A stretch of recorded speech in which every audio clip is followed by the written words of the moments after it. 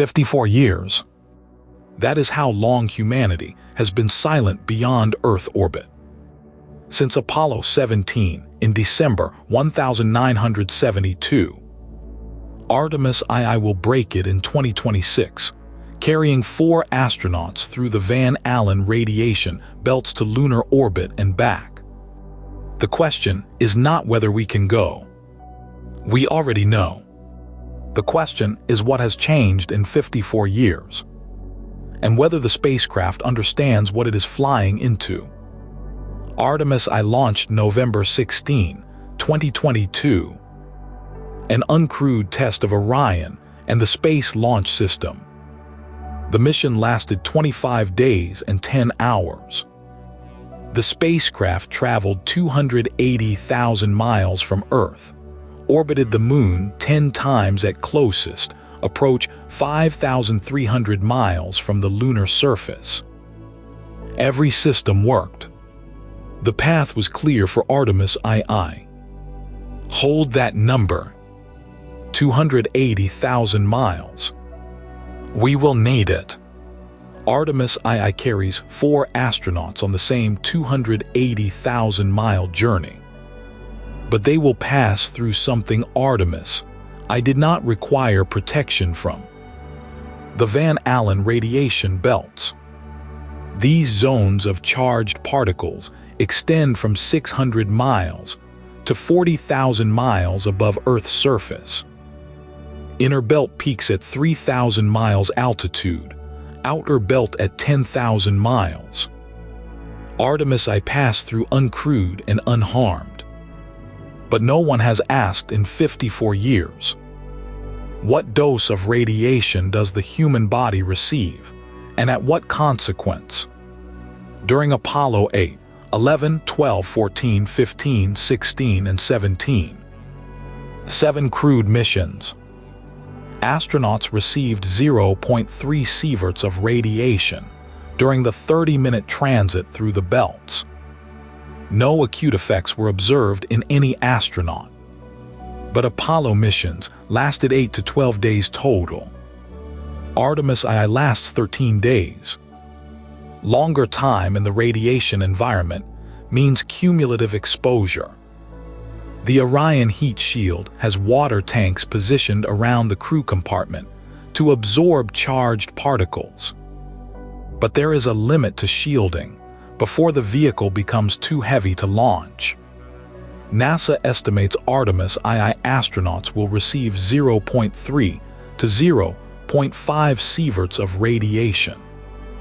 Roughly Apollo levels, possibly higher due to the extended mission duration. The uncertainty is built in because no crewed spacecraft has flown this trajectory since 1972 with real-time dosimetry equipment. Orion carries radiation detectors throughout the crew module that will measure exactly what the crew receives in sieverts per hour. That data will not return until they land. Until then, the astronauts fly into a zone they have not personally experienced before. But the radiation is not the crisis. It is the signal. The real problem is arrival. The return through an atmosphere that has grown denser. 54 years of solar heating expanded Earth's thermosphere by approximately 3%. Higher density means higher heating during re-entry. Apollo returned at 11 kilometers per second. Artemis II will return at the same velocity. But the air is thicker. Artemis II must return at exactly the correct angle. Too shallow. It skips off the atmosphere like a stone on water and is lost. Too steep. Forces exceed design limits, and the crew experiences more than 6 g of deceleration. Apollo returned at 11 kilometers per second, 24,600 miles per hour. Artemis II returns at the same velocity. But Earth's upper atmosphere has expanded 3% due to solar activity in 50 years. Higher density means higher heating rates during re-entry. Peak heating exceeds 5,000 degrees Kelvin. Orion's phenolic impregnated carbon ablator, PICAX, must withstand 80 megajoules of energy per square meter during re-entry. That is equivalent to 19 tons of TNT, detonating on every single square meter of the heat shield simultaneously. The 1.3 meter thick shield was tested in vacuum environments and arc heaters.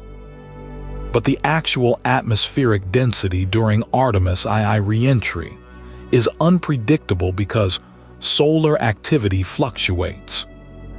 Engineers could not fully replicate Artemis II's re-entry conditions in ground tests, so they modeled it using computational fluid dynamics.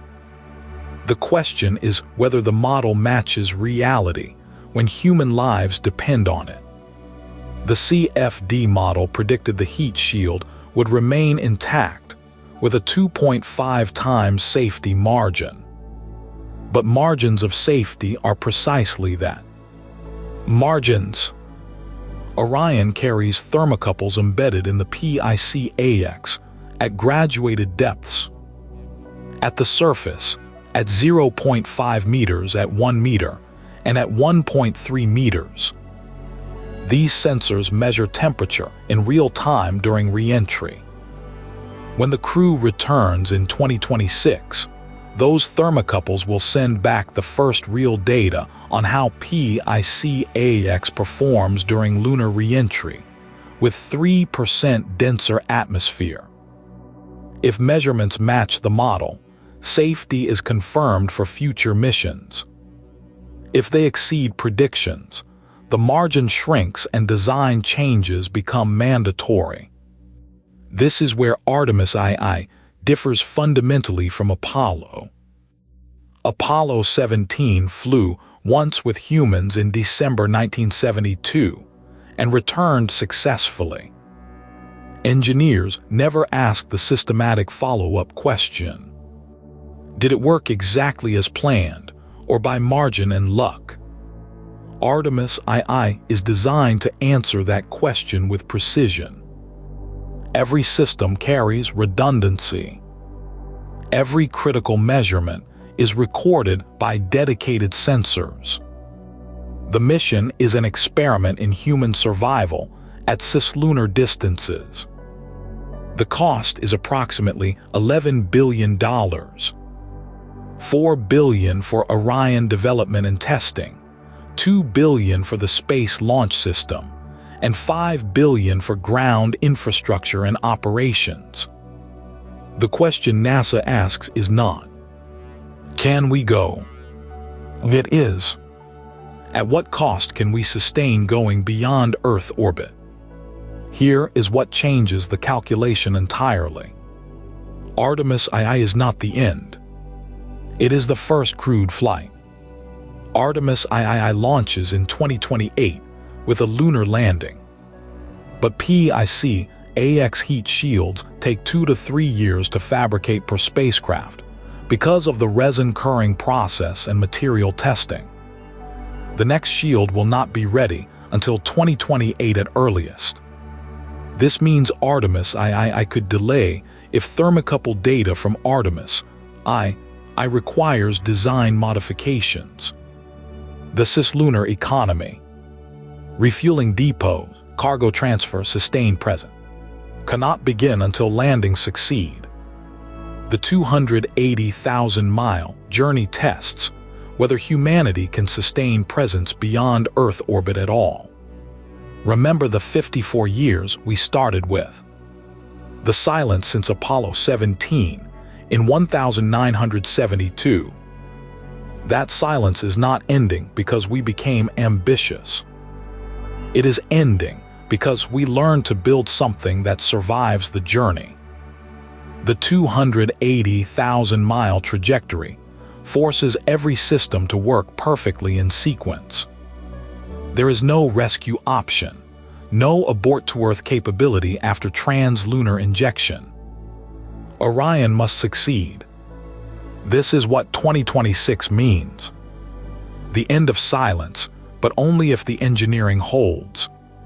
Artemis II is not the crisis. It is the rehearsal. The crisis begins when we try to stay.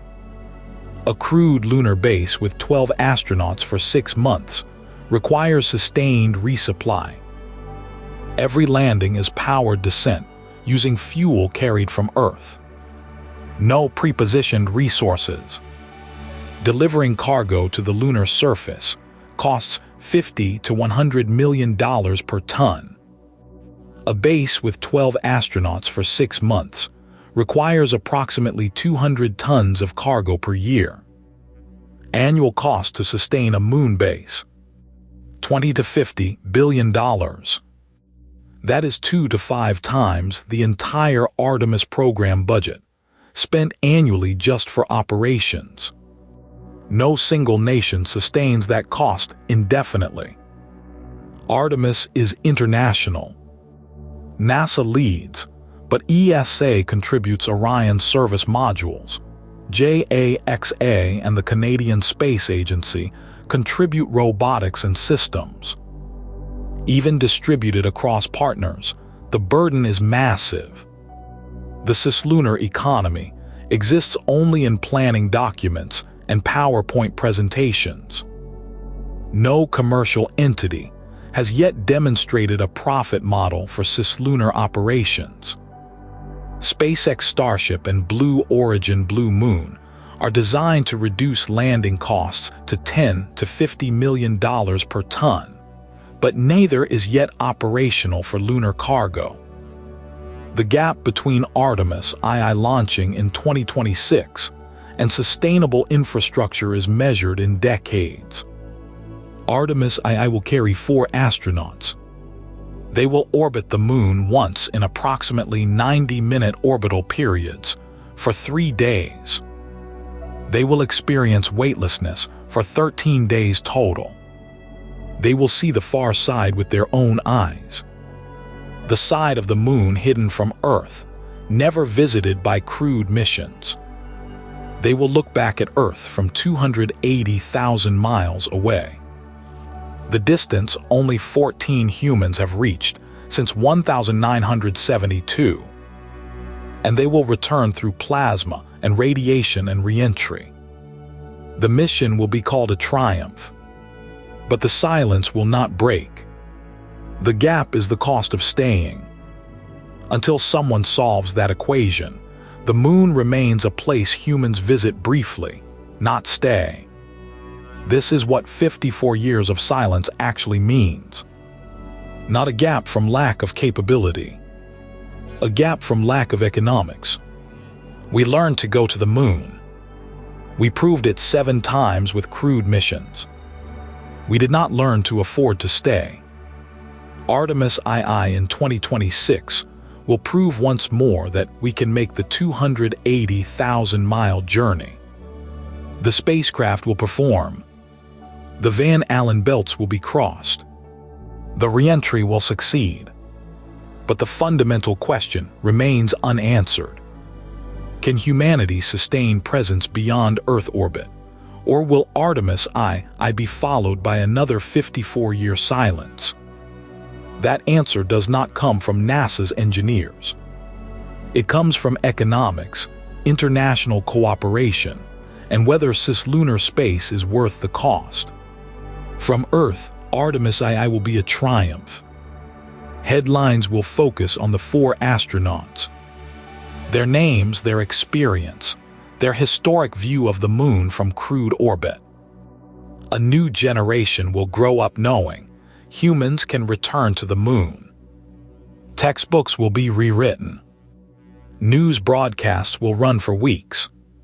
But the deeper story, about the 54-year gap and what caused it, remains unsettled. The Van Allen radiation is the same as Apollo faced. The human body is no more adapted to cislunar space than in 1972. The atmosphere is 3% denser. The heat shield will be tested. But nothing about 2026 changes the economics of staying. What Artemis II proves is that the spacecraft works. That re-entry heat shields survive lunar return, that astronauts can withstand the radiation, that the trajectory closes perfectly. What it does not prove is that humanity can afford to stay. The mission succeeds or fails on its own terms, as a technical achievement. But the larger question, about cislunar presence, about cost per ton, about whether international cooperation can sustain $20 billion annually, remains open. The 280,000-mile journey closes. The silence, temporarily broken, will resume. Until the economics of staying change, Artemis II will complete its 280,000-mile journey in 2026. The spacecraft will perform, the crew will return, and the silence will continue for years or decades, until the cost of staying becomes the cost of leaving. None of it aware, none of it hostile, just physics and economics. If you had to guess, do you think permanent lunar habitats become operational within 10 years, or does it take 20? Drop your answer below. The actual timeline is in next Friday's video.